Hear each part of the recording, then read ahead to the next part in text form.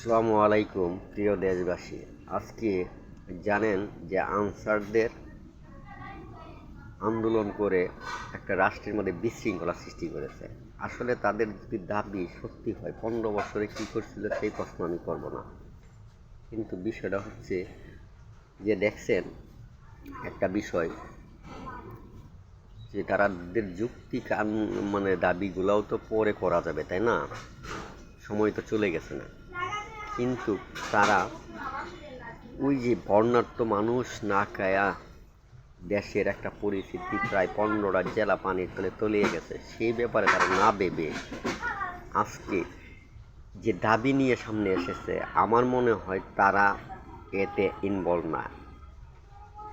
আর এটার কারণ হচ্ছে যে আজও যেমন আমাদের ছাত্র হত্যাকারীরা আজও সদয় বিচরণ করছে, আমাদের সরকারের উদারতাকে কাজে লাগাচ্ছে।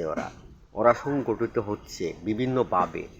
এটা আমাদের জানা উচিত যে দেখেন, আসলে যারা কালকে আমাদেরকে পুলিশের ভয় দেখাইতো, বিভিন্নভাবে আক্রান্ত করতো, বিভিন্নভাবে আমাদেরকে লাঞ্ছিত নির্যাতন করতো, তারা আজকে সদয় স্বেচ্ছায় স্বাভাবিকভাবে তারা বিতরণ করতে আমাদের চোখের সামনেই ঘুরতেছে, কিন্তু আমরা কিছুই করতে পারতেছি না। আমরা আসলে কিছু করতেও চাই না, কিন্তু বিষয়টা হচ্ছে যে আইনগতভাবে তাদেরকে চিহ্নিত করলে সেই সমস্যাটা অতি সহজেই মিটে যাবে বলে আমি মনে করি।